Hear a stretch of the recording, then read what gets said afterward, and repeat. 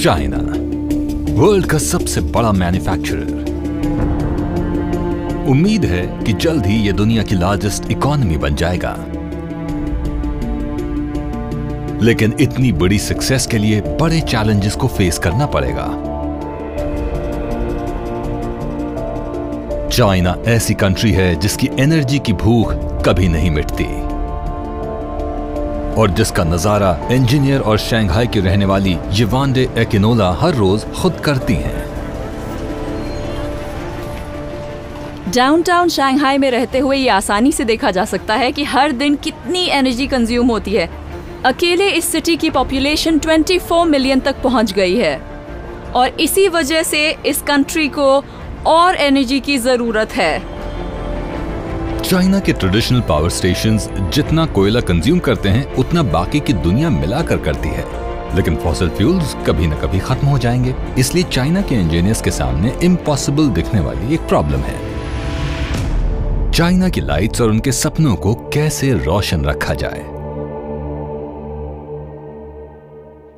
येवांडे ये देखने जा रही हैं कि इस प्रॉब्लम का सलूशन ढूंढने के लिए चाइनीज अपने लैंडस्केप को किस नजरिए से देखते हैं। चाइना के पास जबरदस्त हाइड्रो पावर पोटेंशियल है जो वर्ल्ड में किसी और कंट्री के पास नहीं है। चाइना में टोटल 23,000 रिवर्स हैं और उनमें यांगजी रिवर सबसे बड़ी है। 1.4 बिलियन से भी आगे बढ़ती आबादी वाले चाइना में अगर हाइड्रो पावर ही इस प्रॉब्लम का हल है तो चाइना को कुछ बड़ा सोचना होगा।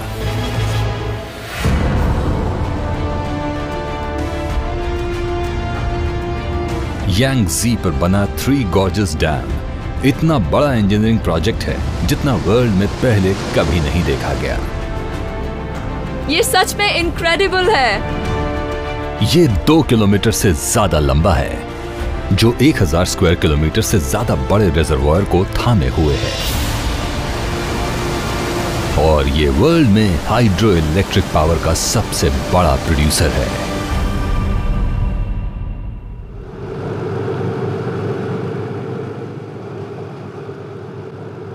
इस इलाके में जबरदस्त बाढ़ आने का खतरा बना रहता है और बाढ़ से होने वाले नुकसान की पॉसिबिलिटी को कम करने और क्लीन पावर के सोर्स को बनाने के लिए इंजीनियर्स पिछले 100 सालों से ऐसे डैम को बनाने का सपना देख रहे थे। कंस्ट्रक्शन अब अपने फाइनल फेज में जा रहा है। Deputy director of construction technology mister की हुआ डिंग के लिए यह उनकी जिंदगी का सबसे बड़ा चैलेंज है। मुझे यहाँ पर काम करते हुए 30 साल से ज्यादा हो गए हैं और शायद मैंने इससे बड़ा प्रोजेक्ट आज तक नहीं देखा। इम्पॉसिबल से दिखने वाले इस स्ट्रक्चर को बनाने और वर्ल्ड की सबसे बड़ी नदियों में से एक की पावर को यूज करने के लिए इंजीनियर्स को बीते कल के इनोवेशन से इंस्पिरेशन लेनी पड़ी। इंसान और जानवर हिस्ट्री की शुरुआत से ही छोटे छोटे डैम्स बनाते आ रहे हैं। एंशिएंट मिडिल ईस्ट में उन्हें एहसास हुआ कि डैम्स बारिश के मौसम में बाढ़ से बचा सकते हैं और सूखे के मौसम में पानी जमा कर सकते हैं।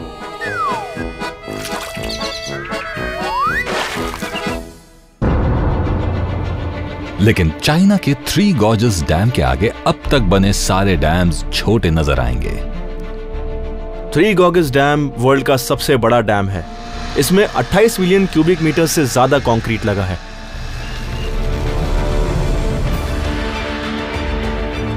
यांगसी के किनारे किनारे रह रहे करोड़ों लोगों के होते हुए डैम को एकदम सही बनाना वाकई जिंदगी और मौत का मामला है। पानी के कई मिलियन टन्स का प्रेशर इस दीवार पर सीधा पड़ता है और डाउनस्ट्रीम रहने वालों के लिए ये जरूरी है कि इस वॉल की मजबूती बनी रहे। इसलिए वॉल की बनावट में कोई भी कमी रह गई तो उसके रिजल्ट्स खतरनाक हो सकते हैं। कंक्रीट के कंस्ट्रक्शन में ऐसी कामयाबी हिस्ट्री के एक ग्रेट इनोवेटर के बिना इम्पॉसिबल होती।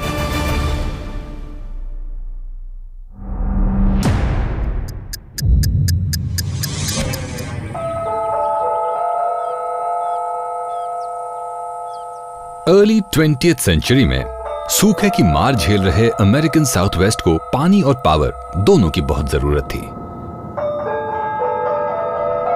यह ऐसी प्रॉब्लम थी जिसके लिए एक बेजोड़ इंजीनियरिंग सॉल्यूशन चाहिए था। और professor of civil engineering Andrew Smith आसमान से उसका नजारा देखने जा रहे हैं।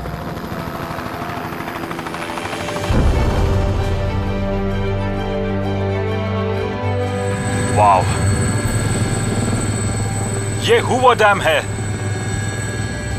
इसके कंस्ट्रक्शन के समय ये वर्ल्ड का तब तक का बना सबसे बड़ा कंक्रीट स्ट्रक्चर था। आज करीब 80 सालों बाद भी इसे देखकर सांस जैसे थम जाती है। हूवर डैम जैसा पहले कभी कुछ नहीं बनाया गया था। 6.6 मिलियन टन कंक्रीट के वेट वाला ये इंजीनियरिंग का बेमिसाल मॉडल था। विशाल कोलोराडो रिवर को बांधने और उसकी पावर को यूज करने की कोशिश करके उसके इंजीनियर्स खुद के सामने एक इम्पॉसिबल चैलेंज खड़ा कर रहे थे। डैम की हाइट 700 फीट और उसके बेस की थिकनेस 660 फीट है। सबसे बड़ी प्रॉब्लम और सबसे बड़ा चैलेंज इसका साइज था। इसमें प्रॉब्लम थी कंक्रीट के केमिकल कंपोनेंट्स के रिएक्ट करने का तरीका। इस समय मेरे पास सिर्फ सीमेंट और पानी है और क्योरिंग प्रोसेस में असल में ये दो मेन एक्टिव इंग्रेडिएंट्स होते हैं। और इससे पहले कि ये क्योर होना शुरू करे, हम जरा इसका टेम्परेचर चेक कर लेते हैं। कंक्रीट में इसे डालने से पहले ही थर्मोमीटर की रीडिंग 44 डिग्री सेल्सियस थी। इससे आपको आइडिया हो जाएगा कि यहां कितनी गर्मी है। सिर्फ आधे घंटे में पानी और कंक्रीट के मिक्सचर का टेम्परेचर अपने पीक यानी 68 डिग्री सेल्सियस पर पहुंच जाता है। यानी हमारे ओरिजिनल टेम्परेचर में 24 डिग्री सेल्सियस टेम्परेचर बढ़ गया और इसे छूकर ही इसकी हीट का पता चल रहा है। इंजीनियर्स ने अंदाजा लगाया कि अगर उन्होंने एक ही बार में सारा कंक्रीट डाल दिया तो उसे क्योर और ठंडा होने में 125 साल लगेंगे, यानी अनइवन सेटिंग्स और उससे तबाही मचाने वाले क्रैक्स हो सकते हैं।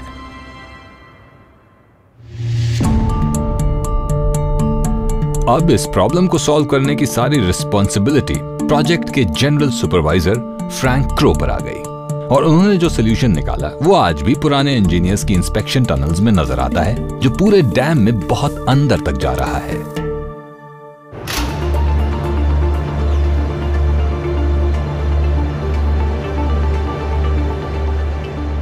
और फ्रैंक क्रो, जिनका निकनेम यहां साइट पर हरी अप क्रो था, उन्होंने कंक्रीट को जल्दी क्योर करने का और उसे ठंडा रखने का एक क्लेवर तरीका निकाला।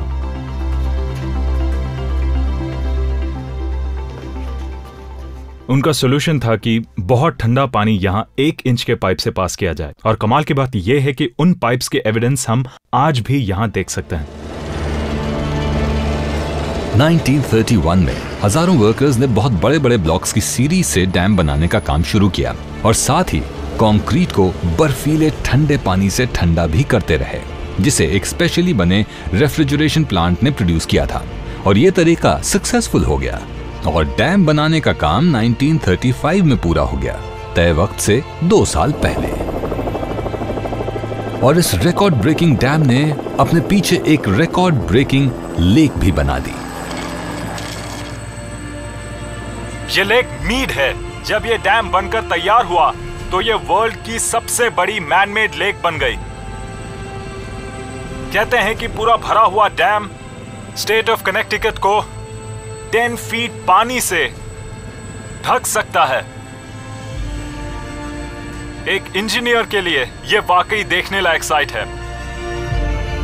कोलोराडो और विशाल लेक मीड की पावर को काम में लाकर आज भी यानी 80 साल बाद भी हूवर डैम 3 स्टेट्स को बिजली देता है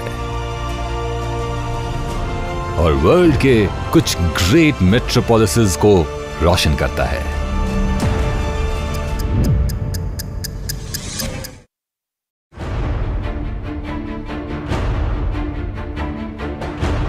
हूवर डैम की तरह शानदार 3 गॉर्जियस डैम उससे साइज में 5 गुना बड़ा है।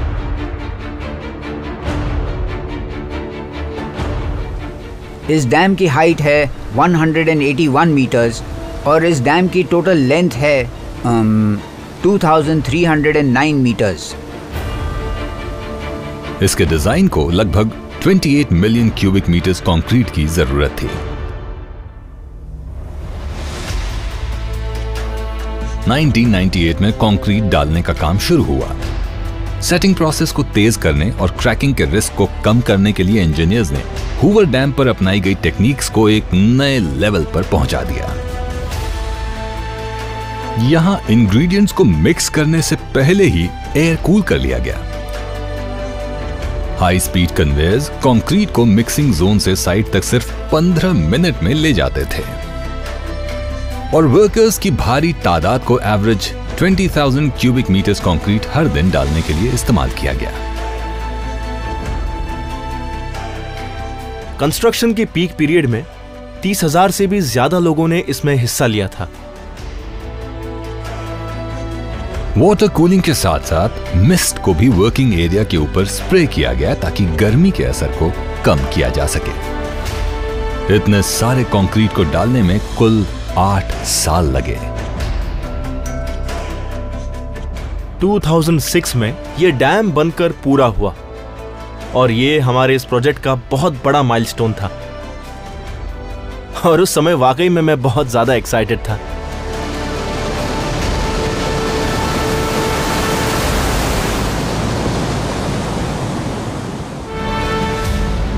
यांगजी रिवर वर्ल्ड में तीसरी सबसे बड़ी और लंबी रिवर है, करीब 6,400 किलोमीटर लंबी। और ये रिवर अब उन हजारों लोगों की लाइफलाइन है जो इसके आसपास रहते हैं। थ्री गॉर्जेस के इंजीनियर की हुआ डिंग और उनके कलीग्स इस बिजी और अहम वाटरवे को किसी भी हाल में ब्लॉक नहीं कर सकते थे। यांगजी रिवर चाइनीज लोगों के लिए मदर रिवर है। ये इस रिवर के आसपास रहने वालों की लाइफलाइन है। यहाँ से गुजरने वाली शिप्स हर साल 100 मिलियन टन कार्गो ले जाती है। कार्गो शिप से निपटने के लिए थ्री गॉर्जेस की टीम ने एक टेक्निक अपनाई है जो मेडिवल टाइम्स की है।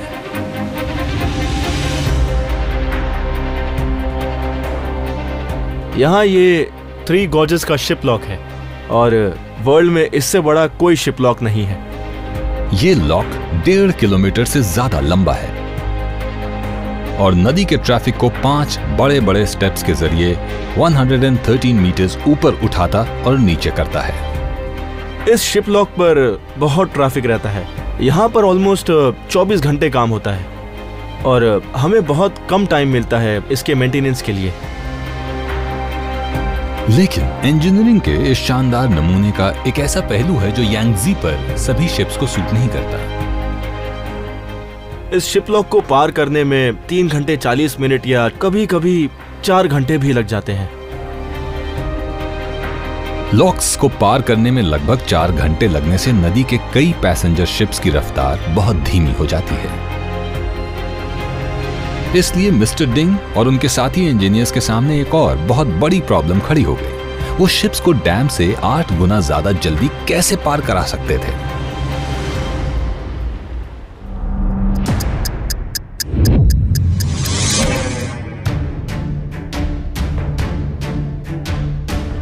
इंग्लैंड के नॉर्थ में एंडरटन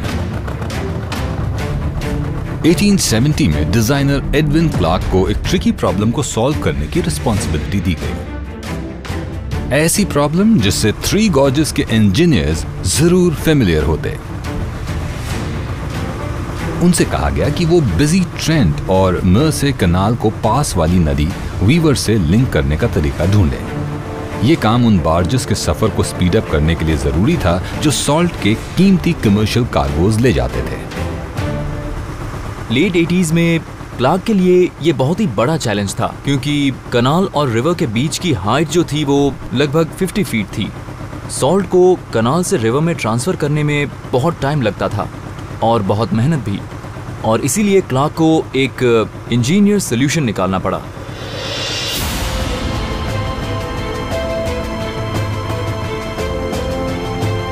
लगभग 150 साल बाद डॉक्टर रीस मॉर्गन आज भी उस सोल्यूशन को खुद एक्सपीरियंस कर पाएंगे।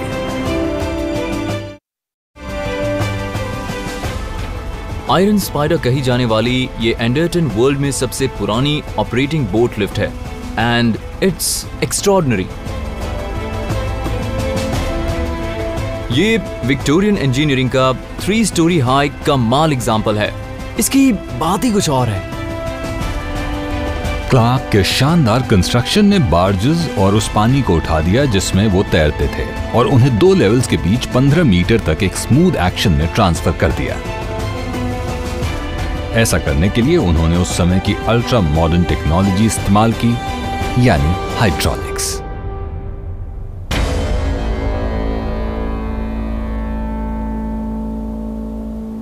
सारे हाइड्रोलिक सिस्टम्स के बेसिक प्रिंसिपल्स उस लॉ से डिफाइन होते हैं जिसे बनाया था फ्रेंच मैथमेटिशियन ब्लेस पास्कल ने, और वो लॉ इस तरह काम करता है। अगर आप एक क्लोज्ड सिस्टम में लिक्विड पर प्रेशर अप्लाई करते हैं तो वो प्रेशर उस सिस्टम में पूरे लिक्विड में डिस्ट्रीब्यूट हो जाता है, और एडविन क्लार्क ने एंडरटन में अपनी बोट लिफ्ट के साथ इसे बहुत ही अच्छी तरह से यूज किया है। उन्होंने शुरुआत की 2 वाटर टाइट केसॉन्स बनाकर। ये वो टैंक्स हैं जो बोट्स और उस पानी को संभालते थे जिसमें वो फ्लोट करती थी, और उन्होंने उन केसॉन्स को 2 हाइड्रोलिक्स रैम्स के ऊपर लगाया, और उन रैम्स में एक लिक्विड था और एक पाइप उन दोनों रैम्स को एक साथ जोड़ता था। अब जैसे ही मैं इस हाइड्रोलिक रैम पर कुछ एडिशनल फोर्स लगाता हूं तो आप देख सकते हैं कि प्रेशर धीरे धीरे इस वाले पाइप से होकर जा रहा है और मेरी दूसरी हाइड्रोलिक रैम को उठा रहा है। It's brilliant. अपनी सिंप्लिसिटी के बाद भी ये एक जीनियस डिजाइन था। 2 केसन्स पूरी तरह बैलेंस्ड थे, इसलिए अब बस 5 सेंटीमीटर और पानी की जरूरत थी ताकि ऊपर वाले केसन को नीचे करके नीचे वाले केसन को ऊपर उठाया जा सके। इसका नतीजा ये हुआ कि लगभग बिना कोशिश के 4 नैरो बोट्स को एक साथ उठाया और नीचे कर दिया गया। और इस लिफ्ट में जर्नी टाइम में आधे घंटे से भी कम समय लगा, और इससे बहुत सारा समय बच गया और ट्रेड की स्पीड भी बहुत बढ़ गई। ये इंजीनियरिंग का बहुत ही शानदार एग्जाम्पल है, इसमें कोई शक नहीं। एडविन क्लार्क ने साबित कर दिया कि बोट्स को पानी के अलग अलग लेवल्स के बीच मूव करना अब इम्पॉसिबल नहीं था, और उनकी सूझबूझ ने पूरे वर्ल्ड में इंजीनियर्स की नई जनरेशंस को इंस्पायर किया।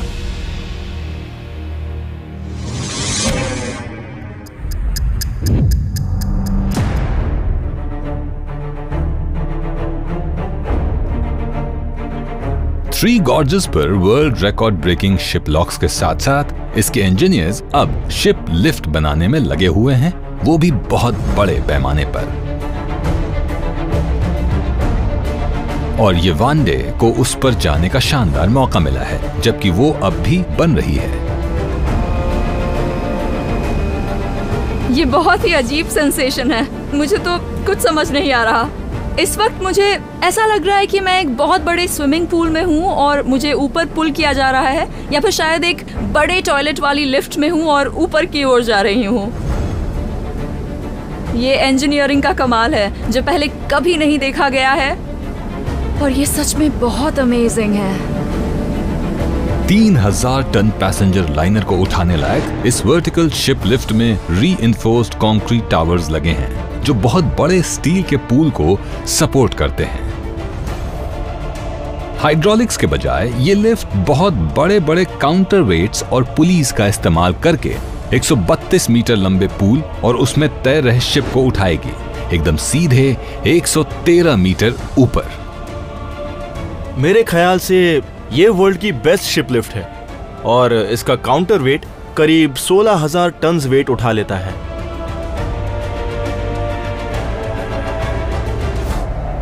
मुझे लगता है कि ये थ्री गॉर्जेस डैम के लिए बहुत बड़ा अचीवमेंट है। ये वर्ल्ड रिकॉर्ड ब्रेकिंग लिफ्ट बिना ज्यादा वक्त गंवाए पैसेंजर शिप्स को डैम से ट्रांसपोर्ट करने के इम्पॉसिबल दिखने वाले चैलेंज को सुलझा देगी। शिप लॉक से पास होने में शिप को बहुत टाइम लग जाता है, इसलिए डैम से बोट को पास करने के लिए शिप लिफ्ट एक फास्टेस्ट तरीका है। थ्री गॉर्जेस की शिप लिफ्ट इस समय वर्ल्ड की सबसे बड़ी लिफ्ट है। जब इसका कंस्ट्रक्शन पूरा हो जाएगा तो इसे ऊपर से नीचे आने में सिर्फ 30 से 40 मिनट का ट्रैवल टाइम लगेगा और इसके पैसेंजर्स बहुत खुश रहेंगे। इसे कहते हैं एक कमाल का सॉल्यूशन।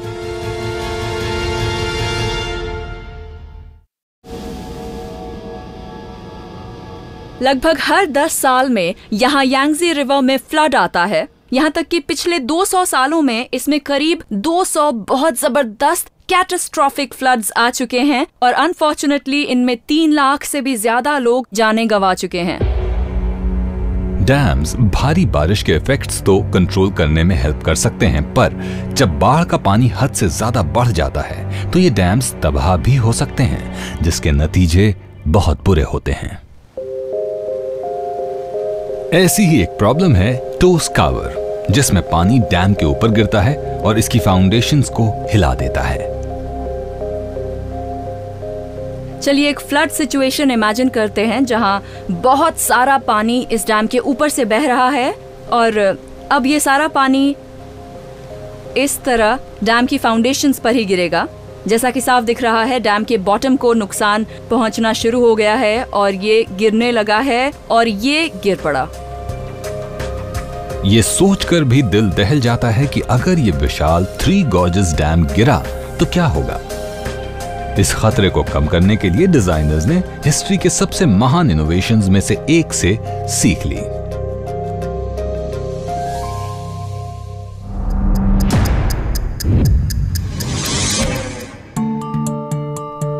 फ्रेंच रिवर डोडोइन पर 1930s में पहले लार्ज स्केल डैम पर कंस्ट्रक्शन शुरू हुआ। ये काम दिया गया इंजीनियर ऑन्द्रे कॉइन को।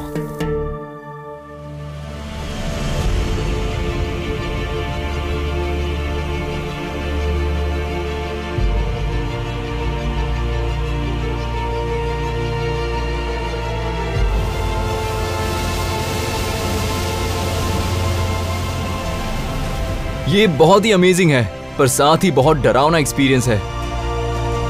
डॉक्टर रीस मॉर्गन इस विशाल मॉरेज डैम का बहुत पास से जायजा ले रहे हैं।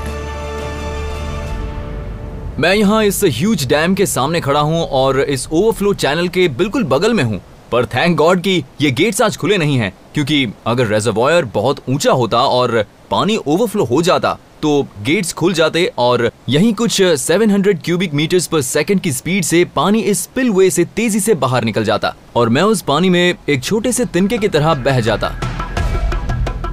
मॉरेज डैम 90 मीटर्स ऊंचा है।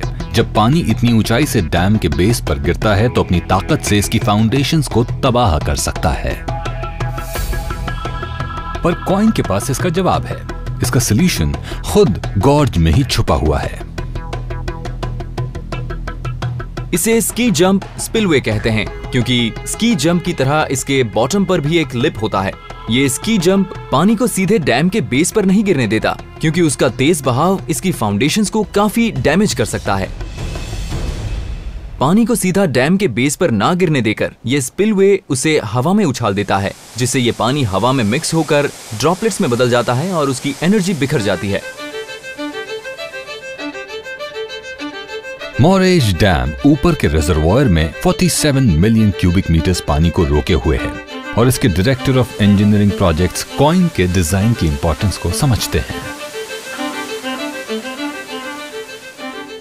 पानी को अपस्ट्रीम से डाउनस्ट्रीम में ट्रांसफर करने के लिए स्काई जंप स्पिलवे बहुत जरूरी है, वरना ये तेजी से बहता हुआ पानी डैम की बाउंड्री से ओवरफ्लो होगा और इसके 2 पार्ट्स को इंपैक्ट करेगा, जिससे इसकी फाउंडेशन पर असर होगा और पूरे डैम के कोलैप्स होने का खतरा बन जाएगा।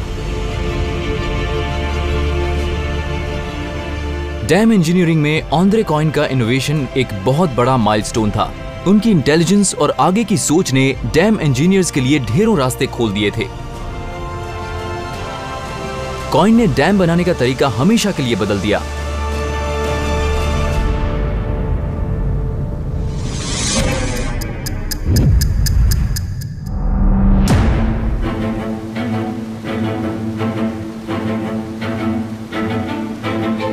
इस विशाल 3 गॉर्जेस डैम में 46 स्की जंप स्पिलवेज बनाए गए हैं, जब रिजर्वॉयर में पानी बढ़ता है और उसे डिस्चार्ज करना होता है तो गेट्स खोल दिए जाते हैं और पानी प्रेशर के साथ डैम की फाउंडेशन से 100 मीटर दूर जाकर गिरता है। इसी समय उसकी काइनेटिक एनर्जी डिस्पर्स हो जाती है। Deputy director of construction technology mister की हुआ डिंग के हिसाब से इस डिजाइन के और भी बहुत से फायदे हैं। इस डैम का स्ट्रक्चर बहुत ही ब्यूटीफुल है और ये स्पिलवे तो पियानो जैसा लगता है। यांगसी रिवर में लॉक्ड पोटेंशियल एनर्जी तब सामने आती है जब पानी अपने पूरे फ्लो में इन स्पिलवेज से निकलता है। चाइनीज इंजीनियर्स इस एनर्जी को इलेक्ट्रिसिटी में बदलते हैं, पर लगभग 10 मिलियन स्क्वायर किलोमीटर्स की इस कंट्री चाइना के लिए इस प्रोजेक्ट से बहुत ज्यादा पावर प्रोड्यूस करनी होगी।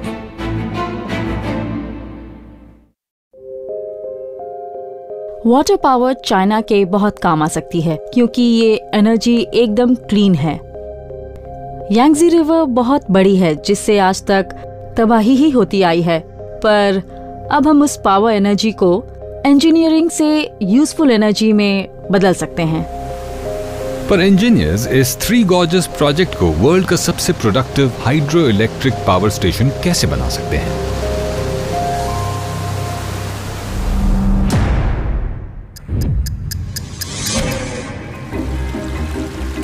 ये पहली बार नहीं है जब इंसान ने इंडस्ट्री के लिए पानी की पावर को पहचाना है। एंशिएंट माइनर्स पानी कलेक्ट करने के लिए डैम्स बनाते थे और वेव रिलीज करके लैंड की सिंचाई करते थे। मिडिल एजेस में इस्लामिक इंजीनियर अल जजारी ने इरिगेशन सिस्टम से लेकर बेमिसाल क्लॉक्स तक दर्जनों पानी से चलने वाली शानदार डिवाइसेस डिजाइन की। पर वो इंडस्ट्रियल रेवोल्यूशन ही था जिसने हाइड्रो पावर को इस मकाम पर पहुंचाया।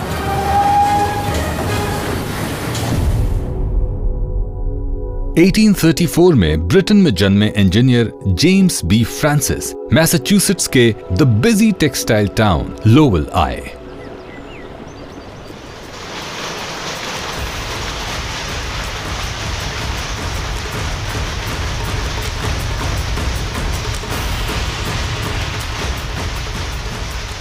जिस वक्त जेम्स फ्रांसिस यहाँ लॉवेल आए उस समय ऐसे कई सारी बड़ी बड़ी मिल्स यहाँ के वास्ट कैनाल सिस्टम के किनारे बन रही थी।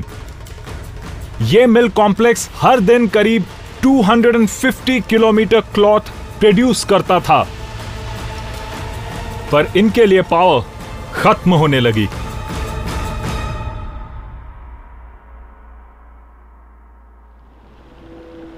जैसे जैसे इंडस्ट्री में एनर्जी की डिमांड बढ़ती गई, इन कनाल्स का पानी प्रेशियस होता चला गया। तब जेम्स फ्रांसिस के दिमाग में आया कि उन्हें पानी की हर एक बूंद से जितना हो सके उतना पावर प्रोड्यूस करना होगा। यहां प्रॉब्लम यह थी कि लॉवेल की mills simple water wheel system से चलती थी। यह सिस्टम काफी इनएफिशिएंट था। इसमें व्हील्स को चलाने के लिए पानी बकेट से गिराया जाता था, जिससे कैनाल सिस्टम में मौजूद एनर्जी सिस्टम के सिर्फ एक छोटे हिस्से का यूज हो पाता था।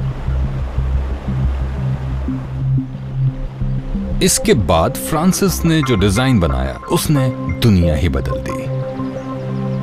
उनका ओरिजिनल इन्वेंशन आज भी इस कनाल कॉम्प्लेक्स की गहराई में मौजूद है। वाह! तो ये है वो चीज। ये जेम्स फ्रांसिस की बनाई हुई पहली टरबाइन है। ये टरबाइन यहां जमीन से 5 मीटर नीचे है। ये कितनी कमाल की बात है कि इसी टरबाइन ने हाइड्रो पावर रेवोल्यूशन की शुरुआत की थी। जेम्स फ्रांसिस ने वही वाटर व्हील लिया और उसे सीधा कर दिया। उन्होंने टरबाइन को इनक्लोज कर दिया ताकि पानी लगातार व्हील के कांटेक्ट में बना रहे, और फिर पानी को सही एंगल पर डायरेक्ट करने के लिए ढेर सारी वेन्स लगा दी।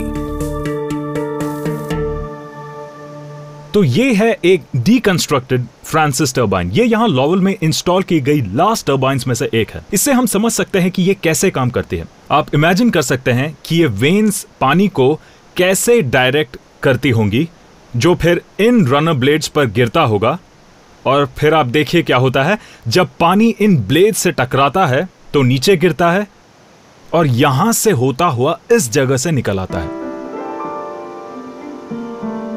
इन सब इंप्रूवमेंट्स का रिजल्ट यह हुआ कि टर्बाइन्स की एफिशिएंसी लगभग 90% तक बढ़ गई। ये इतना सक्सेसफुल हुआ कि फ्रांसिस टर्बाइन आज भी वर्ल्ड का सबसे ज्यादा यूज किया जाने वाला डिजाइन है। फ्रांसिस एक ब्रिलियंट इंजीनियर थे जिन्होंने इंडस्ट्रियल रेवोल्यूशन में बहुत बड़ा कंट्रीब्यूशन दिया।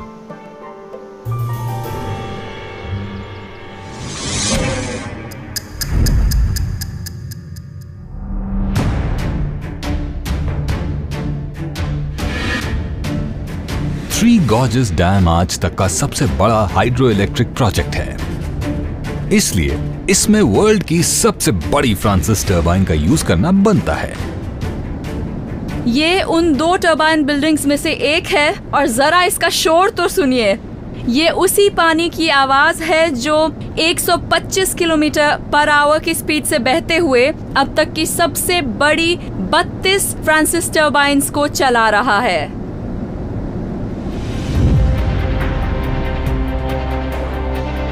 इन जायंट टर्बाइन्स को लगाना खुद में ही एक बड़ा चैलेंज था। हर टर्बाइन का वेट 450 टन है और इनको इंस्टॉल करने के लिए जिन क्रेन्स की जरूरत थी उनको हॉल के डिजाइन के हिसाब से एडजस्ट करना पड़ा। टर्बाइन्स के मोमेंटम को इलेक्ट्रिसिटी में कन्वर्ट करने के लिए जो यूएफओ जनरेटर्स लगे हैं वो भी अब तक के सबसे बड़े हैं।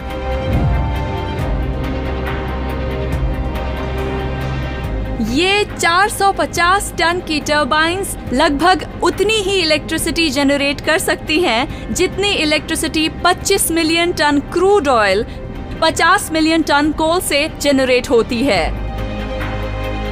इनमें पानी इन लाइन से बने इनलेट्स में से घुसता है और 950 क्यूबिक मीटर्स पर सेकेंड के फ्लो रेट से 80 मीटर्स इन फ्रांसिस टर्बाइन्स की ओर जाता है। ये टॉरेंट फिर हर टर्बाइन को 75 रेवोल्यूशंस पर मिनट से रोटेट करता है, जिससे ऊपर लगा जनरेटर चलता है। ऐसी एक टर्बाइन एक दिन में जितनी पावर प्रोड्यूस करती है वो 16,000 टीवी सेट्स चलाने के लिए काफी है। ये बात सच में अमेजिंग है। I think it's really cool.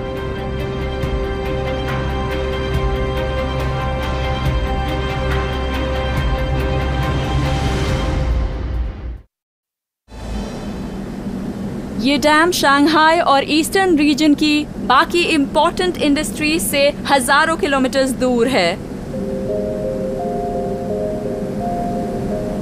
Engineers को ऐसे ही सिस्टम की जरूरत थी जो इतनी दूर तक कम से कम लॉस के साथ एनर्जी पहुंचाए।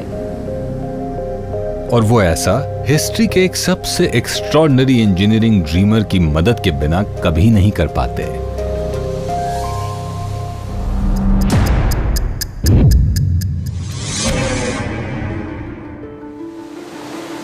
नाइनटीन्थ सेंचुरी में इलेक्ट्रिसिटी डिस्ट्रीब्यूट करना बड़ी प्रॉब्लम थी, पर जब इंजीनियर्स ने वर्ल्ड के सबसे शानदार नेचुरल फिनोमेना में से एक को इस काम में लगाया तो सब बदल गया।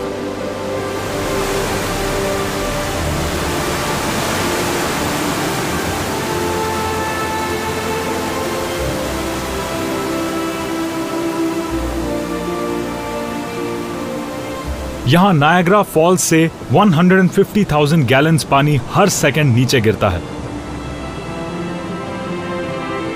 नॉर्थ अमेरिका की 5 में से 4 बड़ी लेक्स नायग्रा रिवर में आकर मिलती हैं और फिर ये फॉल्स वहां से गिरकर नॉर्थ में लेक ओंटारियो तक जाती हैं। जब यही पानी वहां ऊपर क्रैश होता है तो इसकी सारी पोटेंशियल एनर्जी फोर्स से नीचे गिरते वक्त काइनेटिक एनर्जी में कन्वर्ट हो जाती है। इंजीनियर्स को पता था कि वो इससे ढेर सारी इलेक्ट्रिक पावर बना सकते हैं, पर असली चैलेंज पावर बनाना नहीं बल्कि उसे डिस्ट्रीब्यूट करना था।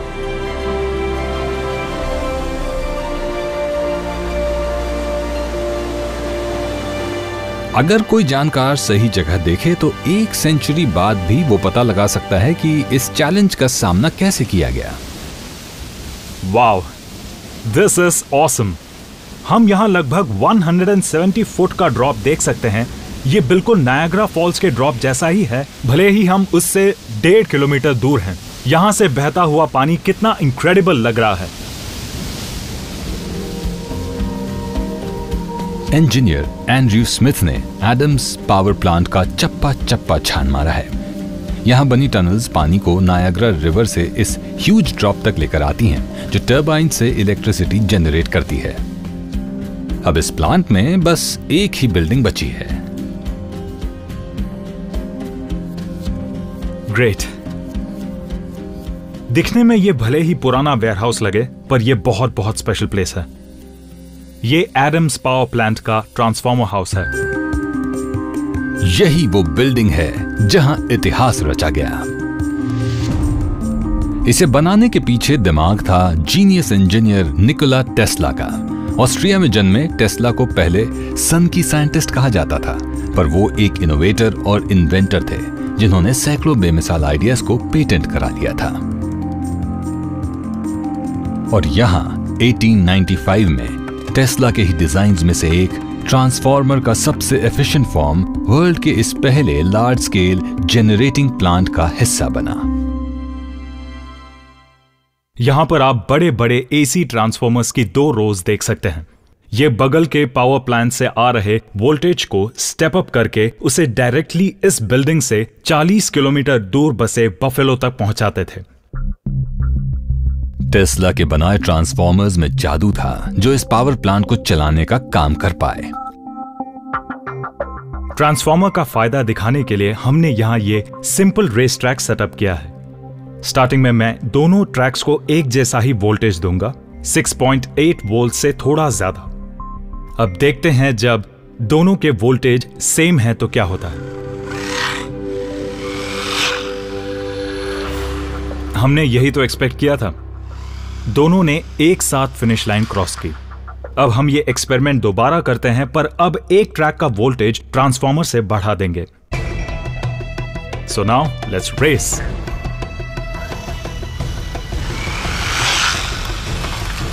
देखा आपने, स्टेप अप वोल्टेज वाली कार तेजी से आगे निकल गई। एक step up transformer primary coil में पावर सेंड करता है, जिससे ऑल्टरनेटिंग मैग्नेटिक फील्ड क्रिएट हो जाती है। फिर जब ज्यादा वाइंडिंग्स वाली सेकेंडरी कॉइल इसके साथ लगाई जाती है तो वो ऑल्टरनेटिंग फील्ड ट्रांसफर हो जाती है और उन एक्स्ट्रा वाइंडिंग्स की वजह से बढ़ा हुआ आउटपुट वोल्टेज क्रिएट होता है। ये देखिए, अब वोल्ट मीटर में पहले से दुगनी रीडिंग आ गई है। पर्पल कार तो जीतेगी ही।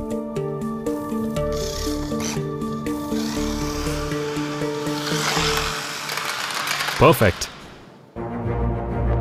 टेस्ला के ट्रांसफार्मर्स का सबसे अच्छा इस्तेमाल किया गया। इससे पावर कंपनीज के जरिए कंट्री के कोने कोने तक इलेक्ट्रिसिटी पहुंचाई गई। यही है वो हिस्टोरिक बिल्डिंग जहां इतने काम की चीज को पूरा किया गया, जिसे आज modern hydro electric power plant की बर्थ प्लेस के तौर पर जाना जाता है।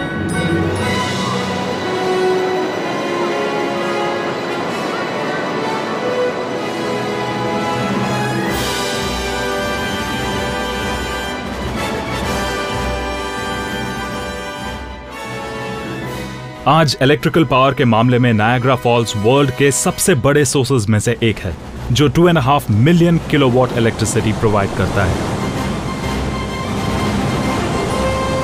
टेस्ला की वजह से ही इम्पॉसिबल पॉसिबल हो पाया।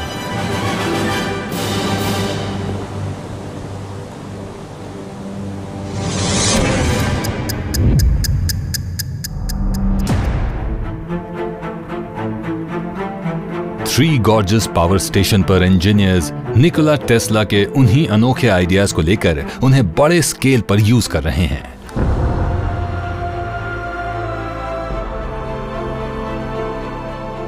ये थ्री गॉर्जियस पावर प्लांट का मेन ट्रांसफार्मर है। ये वोल्टेज को हाई वोल्टेज में कन्वर्ट कर देता है। फॉर एग्जाम्पल, अगर जनरेटर का वोल्टेज 20 किलोवोल्ट है तो ये पावर प्लांट उसे 500 किलोवोल्ट में चेंज कर देगा। हमें इस पावर की ज़रूरत है लॉन्ग डिस्टेंस ट्रांसमिशन के लिए, जैसे कि ये इलेक्ट्रिसिटी को शंघाई तक ट्रांसमिट करता है जो यहाँ से 1000 किलोमीटर दूर है। थ्री गॉर्जेस पावर प्लांट अभी 100 टेरावाट आवर्स की इलेक्ट्रिसिटी जनरेट करता है, जो 9 प्रोविंसेस और 2 सिटीज में सप्लाई होती हैं, जिसमें फ्यूचरिस्टिक शंघाई भी शामिल है। इतनी हाइड्रो इलेक्ट्रिसिटी दुनिया में और कहीं प्रोड्यूस नहीं की जाती। Three gorges power plant world का सबसे बड़ा हाइड्रो पावर प्लांट है।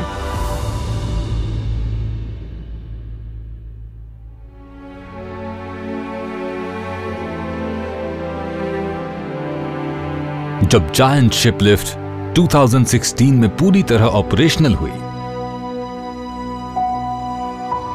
तब जाकर वर्ल्ड हिस्ट्री के सबसे बेहतरीन इंजीनियरिंग स्कीम्स में से एक ये प्रोजेक्ट पूरा हुआ।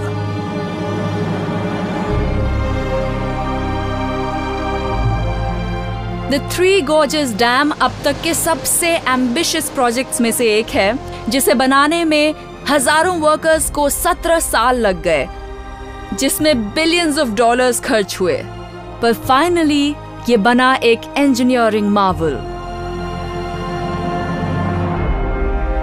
हिस्ट्री के महान इनोवेटर्स से सीखकर, उनकी पुरानी टेक्निक्स जानकर और खुद के इनोवेशन से यहाँ के वर्कर्स ने ऐसा डैम और हाइड्रो इलेक्ट्रिक पावर प्लांट बनाया है जैसा प्लैनेट अर्थ पर दूसरा कोई नहीं। इंजीनियर की हुआ डिंग के लिए ये उनकी जिंदगी भर के डेडिकेशन का नतीजा है। ये मेरी जिंदगी भर की मेहनत है और मुझे इससे बहुत प्राउड फील होता है। ये एक अमेजिंग डैम है